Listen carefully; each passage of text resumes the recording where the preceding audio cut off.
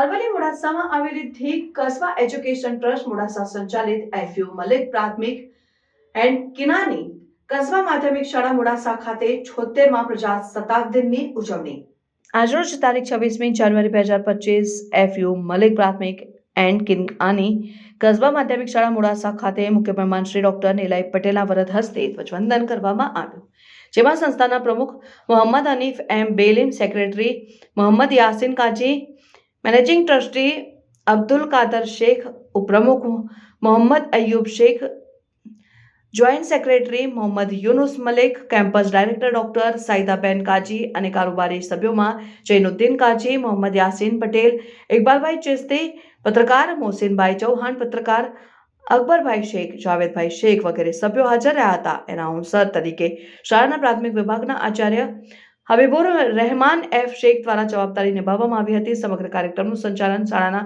Supervisor Altaf Hussain Chauhan, માધ્યમિક આચાર્ય મોહમ્મદ રફીક શેખ, પ્રાથમિક Acharya હબીબુર Rahman F શેખની દોરવણી હેઠળ કરવામાં આવ્યું। શાળાનો તમામ સ્ટાફગણ હાજર રહ્યો હતો અને અંતે બાળકોને અલ્પાહાર આપીને કાર્યક્રમને સફળ બનાવ્યું હતું।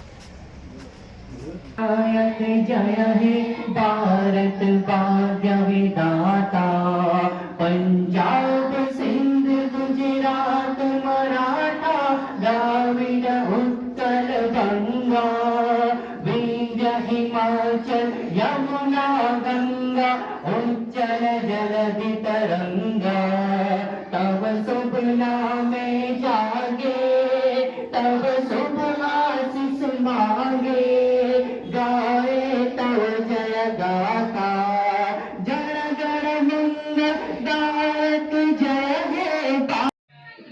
હું ડૉક્ટર નીલય પટેલ, બાળરોગ નિષ્ણાત, ચિરાયુ ચિલ્ડ્રન હોસ્પિટલ।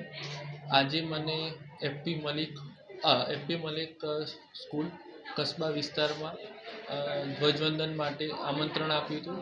એ બદલ હું સર્વે ટ્રસ્ટીગણ, પ્રમુખ, આચાર્યશ્રીનો હૃદયપૂર્વક આભાર માનું છું. આજે જે 26 જાન્યુઆરી છે, જે ગણતંત્ર દિવસ છે, એના માટે સર્વે દેશવાસીઓને પણ ગણતંત્ર દિવસ નિમિત્તે શુભેચ્છાઓ પાઠવું છું. અને આજનો દિવસ એ આપણા રાષ્ટ્ર માટે ઘણો જ મહત્ત્વનો છે.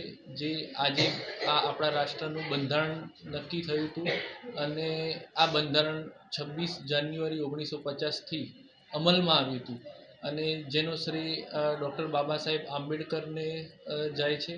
અને આ દિવસ આપણા માટે ઘણો જ મોટો દિવસ ગણાય અને આપણે આજે સૌ ભેગા થઈ અને એક સંકલ્પ કરીએ કે આપણે આ રાષ્ટ્રને જેટલું બને એટલું ઉપર લઈ જઈએ વૈશ્વિક સ્તરે, એવી મારી ઈચ્છા છે. અને આગળ આપણે આ જે દિવસ માટે જે અહીંયા મને એફપી મલિક સ્કૂલમાં આમંત્રણ આપ્યું એ બદલ સર્વે ટ્રસ્ટીગણ, પ્રમુખ, વાઇસ ઉપપ્રમુખ અને આચાર્ય અને શિક્ષણગણનો હું આભારી છું.